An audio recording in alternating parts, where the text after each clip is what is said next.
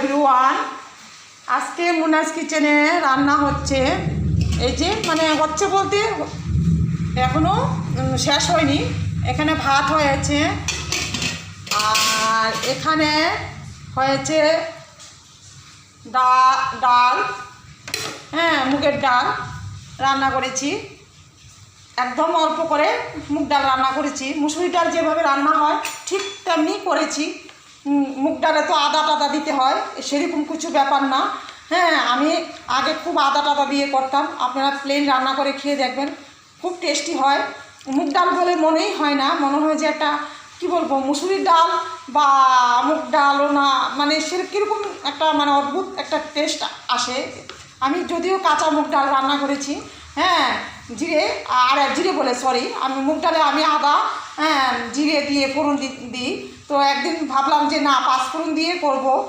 অনেক আগে থেকেই করি। পাঁচফোড়ন শুকনো লঙ্কা দিয়ে করেছি। আর ডাল সিদ্ধর সময় তো নুন দিয়েছি, নুন দিয়ে ঘুটে তারপর কাঁচা লঙ্কা দিয়েছি, একটু হলুদ দিয়েছি, সামান্য হলুদ দিয়েছি, দিয়ে তারপর ফোড়নে দিয়েছি। আজকে পাঁচফোড়ন দিয়েছি, মুগ ডালে পাঁচফোড়ন দিয়ে খেয়ে দেখবেন। পাঁচফোড়ন শুকনো লঙ্কা দিয়ে ফোড়ন দিয়েছি, দিয়ে তারপর এভাবে নামিয়ে নিয়েছি। একটু মিষ্টি দিয়েছি, সাথে একটু মিষ্টি দিয়েছি। এভাবে রান্না করলাম মুগ ডাল। আদা ছাড়া খেয়ে দেখবেন। আর নামানোর সময় একটু চিনি দিয়েছি। আপনারা চাইলে ঘিও দিতে পারেন, আমি একটু চিনি দিয়েছি। মুগ ডালে একটু চিনি জাস্ট দিতে হয়, দিলে হজমও ভালো হয়। যাই হোক, মুগ ডাল রান্না করলাম খুব সিম্পলভাবে। আর এখানে হবে সবজির পকোড়া। কালকে যে বেসনি করেছিলাম সেখানেই আরও কিছু অ্যাড করে নিয়েছি। একটু ময়দা, পোস্ত, একটু কালো জিরে, নুন, হলুদ, আর পরিমাণ মতো নুন হলুদ দিয়েছি। আর একটু গুঁড়া লঙ্কা দিয়েছি, আর পোস্ত দিয়েছি। আর একটু পোস্ত এই চামচে আরও 1 চামচ অ্যাড করেছি। তো এখন সবজির পকোড়া করব। এখানে আছে কি বলবো, জলকচু। এই যে কচু, জলকচু আছে। জলকচু কুচি করে নিয়েছি, একদম কুচি ছোটো ছোটো পিস করে কুটি করে নিয়েছি। আর এখানে কাঁকরোল আছে, মিষ্টি কুমড়ো আছে, তারপর আছে এখানে আলু। এই যে আলু খুব ছোটো ছোটো করে কাটা। আপনারা চাইলে মেশিনেও কুড়িয়ে নিতে পারেন, তাহলে আমার ভালো লাগে না।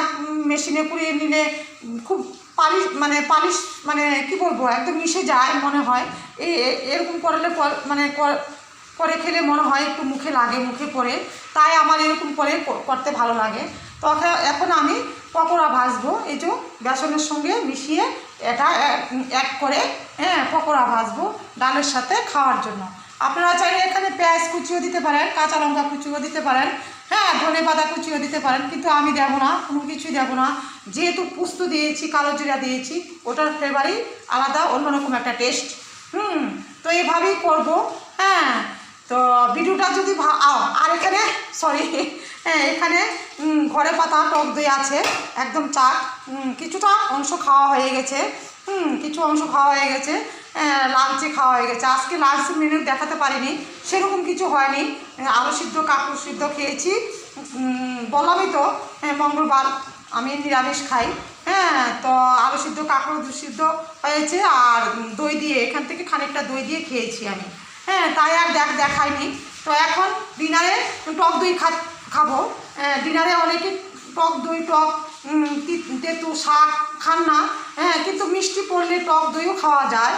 আমার ঠাকুমা, দিদিমা বলতো মিষ্টি ছাড়া হলে খাওয়া যায় না। তিতা শাকও, যদি শাক তিতাও রাত্রে খায় না, কিন্তু মাছ পড়লে নাকি খাওয়া যায়। তো সেরকমই ব্যাপার, মিষ্টি চাটনি খাওয়া যায়। তা টক দইটা আমি দুপুর লাঞ্চে প্রেফার করি, নুন দিয়ে খেয়ে নিই। আর রাত্রিবেলা এমনিতেও অ্যাসিডিটির প্রবলেম থাকে, আমার মতে গুড় বা চিনি অ্যাড করে খেলেই ভালো। আমরা রাত্রিবেলাতেও টক দই খাই। এরকম কোনো রিজন নেই যে আমার টক দই রাত্রিবেলা খাওয়া যাবে না। মিষ্টি পড়লে খাওয়া যায়, আমার দিদিমা, ঠাকুমা তারা বলতো। চাটনি যেরকম, মিষ্টি চাটনি যেরকম খাওয়া যায়।